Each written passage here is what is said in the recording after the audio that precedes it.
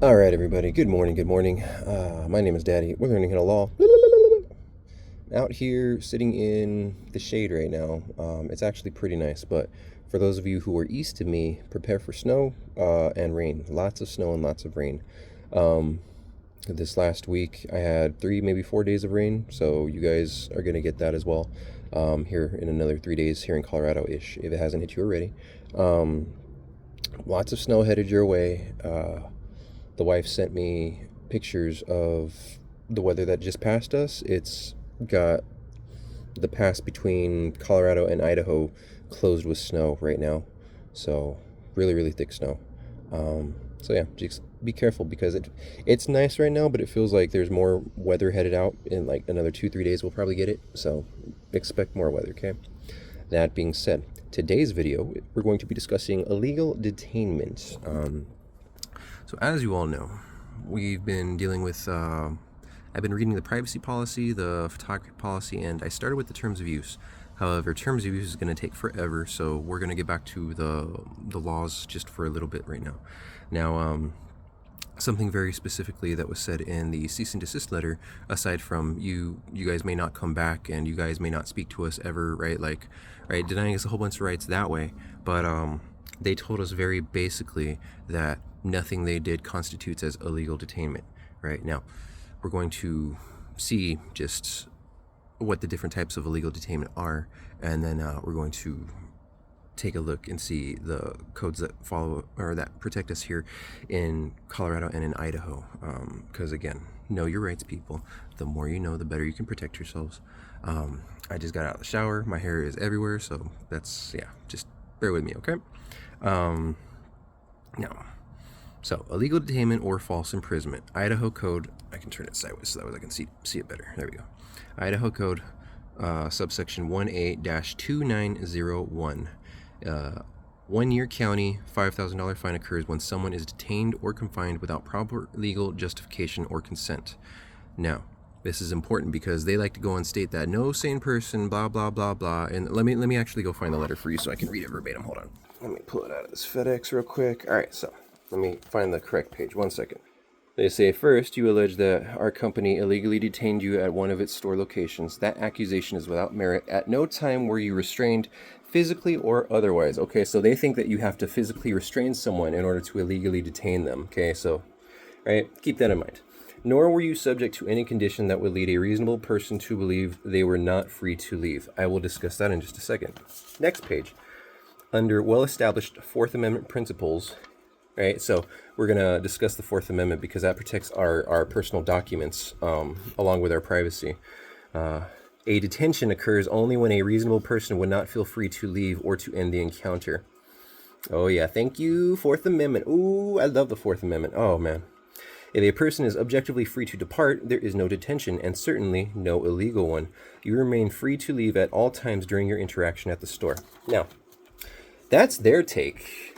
Let me tell you the truth of the matter, right? For 20 minutes, they took something that did not belong to them, right?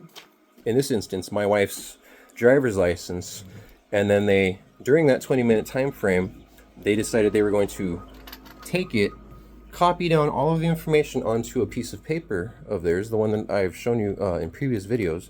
I haven't shown you the exact document, but I've shown you corners of it, and then I've also shown you my handwritten thing with everything taken off.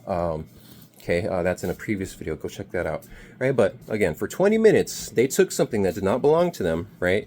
And for 20 minutes, I tried to make them understand, hey, your privacy policy states that, you know, you can blah, blah, blah. I didn't tell them this, but again, I'm literally telling them all the things that are in their privacy policy, right? Like, you're violating this right, you're violating that right, you're breaking this law, you're breaking that law. Like, you're not doing this to anyone over there in the lines, right? Yeah, no, we're not. Okay, cool. Yeah, see, so what you're doing is unfair treatment. You can't do that, right? 14th Amendment violation. You have to give that to us. Not only that, but again, because I worked at a bank, again, I'm literally telling them that this is identity theft. You cannot do that. You legally have to give it to us or let us destroy it or destroy it in our presence, right? Like, I'm telling them all this stuff over 20 minutes now, mind you, because again, I've worked at multiple banks, right? Like, I've worked at multiple call centers, multiple Fortune 50 companies, Fortune 100 companies, right? Like, I know my shit, right? I'm big dick wherever I go, right? Literally, figuratively, and every other way you can possibly talk about it. Yes, okay. Like I'm yes, very proud of it. Right now, they want to go and state that no, you were free to leave at any time. No, see, when we go and we're arguing with you because you're not doing your job properly, you're literally breaking the law. We found out after our engagement with you that your policy states, yeah, no, we're going to exploit you. We're going to break the law, and you're not going to do anything about it, right? And you may feel that you have the right to do something about it, but as you can see very clearly, our people don't have to follow policy because we're just going to change it when it suits us, right? That's what you think. Right, but again, estoppel protects us. Estoppel says that if something was in writing when this took place, that's what we're going to go based off of. So the privacy policy, the photography policy, the terms of use that I read to you, right? Yep, that's the rules that you were playing by, and those are the rules that you're going to be held accountable by. And every single thing on there, right? Each policy states we're going to break the law. We're going to screw you. So you stated verbatim, we will exploit you. Exploit means to take unfair advantage of.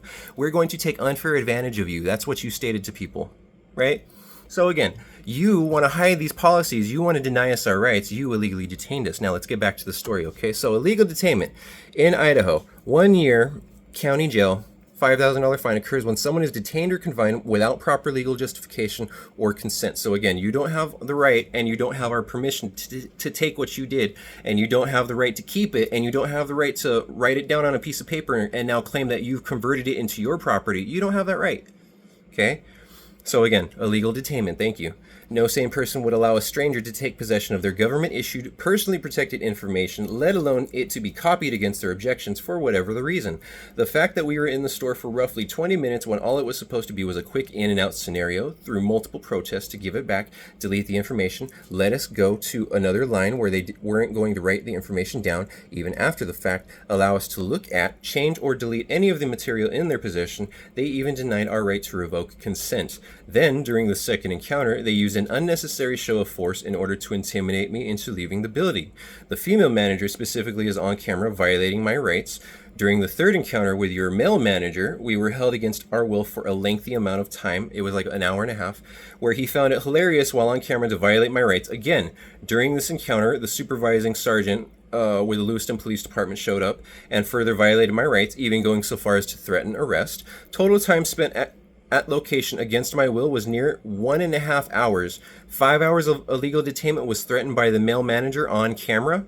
Now for the legal definitions. To prove false imprisonment charge, the prosecution must show that the defendant knowingly confined and detained another person. So again, we're not going to do our job. We're going to hold you here, and we close at 5 p.m., which is 5 hours away, and you're going to wait here, and when we close, when we lock up, you're going to either leave or cops are going to come get you, right? Like, that's an actual threat. That's me stating that I'm not going to do my job, which I'm supposed to do, right? I'm literally customer service, right? And I'm not going to serve the customers. I'm not going to support them in any way, shape, or form.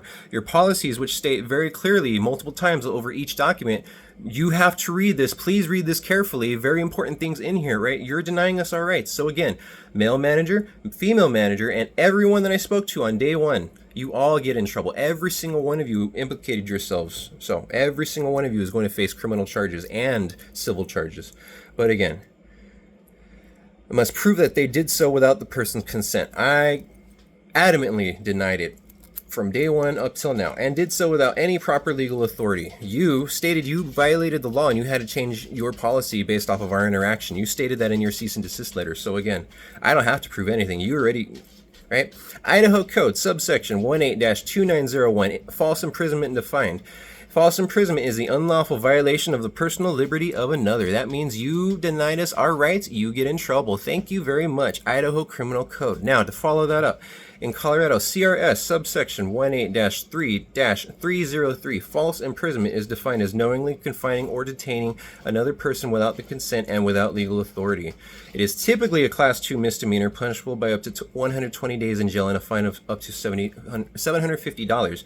However, it can be elevated to a Class 5 felony if the confinement involves the use of force or threat of force, or if the person is detained for 12 hours or longer. More on that. We're going to make a part 2 because I'm running out of space, so please keep an eye out. I'm about to make part 2. I'm going to upload this now. Thank you all for watching. Have a good rest of your day. If you do not watch the second one, it'll be out tomorrow. Thank you, thank you, thank you.